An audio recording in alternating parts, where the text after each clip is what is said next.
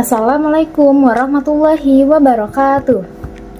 Perkenalkan, nama saya Najwa Salsabila dan di sini saya akan menjelaskan tentang bagaimana cara untuk membuat asuhan keperawatan pada agregat komunitas.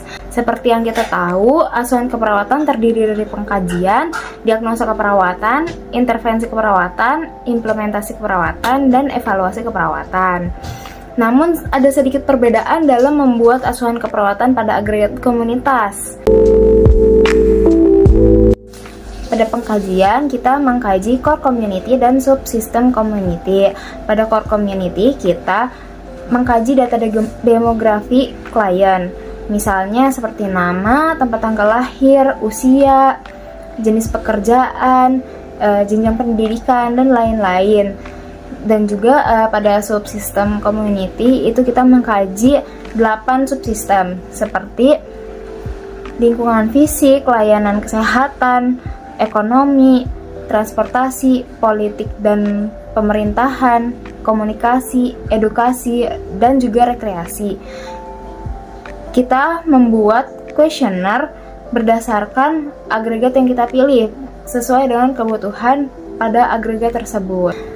Setelah kita mendapatkan data dari pengkajian tersebut, kita melakukan perhitungan distribusi frekuensi berdasarkan masing-masing data yang kita dapatkan. Misalnya pada distribusi frekuensi usia, kita kelompokkan usianya terlebih dahulu seperti usia 21 sampai 25 tahun. Ada berapa orang yang kita dapatkan di rentang usia tersebut. Misalnya ada 10 orang dari 100 responden, maka persentasenya adalah 10%.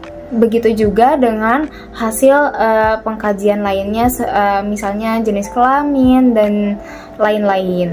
Setelah kita mendapatkan perhitungan distribusi frekuensi, kita lakukan analisa data. Masalah keperawatan apa yang akan muncul pada hasil dari pengkajian tersebut. Hasil analisa data dibutuhkan lebih dari satu untuk bisa diperhitungkan prioritas masalahnya.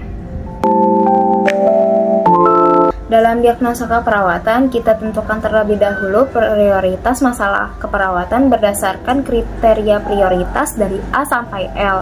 Yang A adalah sesuai dengan peran perawat komunitas, B. jumlah yang berisiko, C. banyaknya risiko, D. kemungkinan untuk pendidikan kesehatan, E. minat masyarakat, F. kemungkinan untuk diatasi, G. sesuai dengan program pemerintah, H. sumber daya tempat, I. sumber daya waktu, J. sumber daya dana, K. sumber daya peralatan, dan L. sumber daya orang.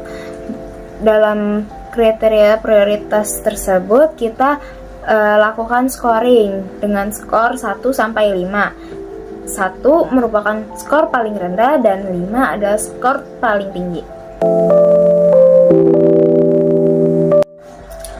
Selanjutnya ada perencanaan keperawatan atau intervensi keperawatan berdasarkan diagnosa prioritas yang sudah kita lakukan scoring. Pada perencanaan ini terdiri dari tujuan dan kriteria hasil dan juga intervensi. Pada perencanaan agregat komunitas ini ada 3 prevensi.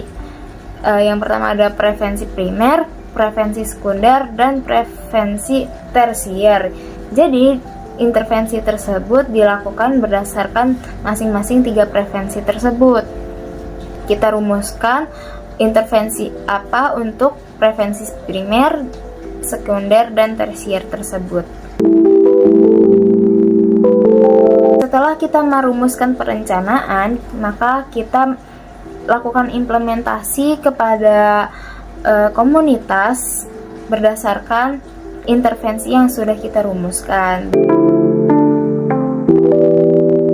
Selanjutnya kita lakukan evaluasi keperawatan, yaitu evaluasi formatif dan sumatif.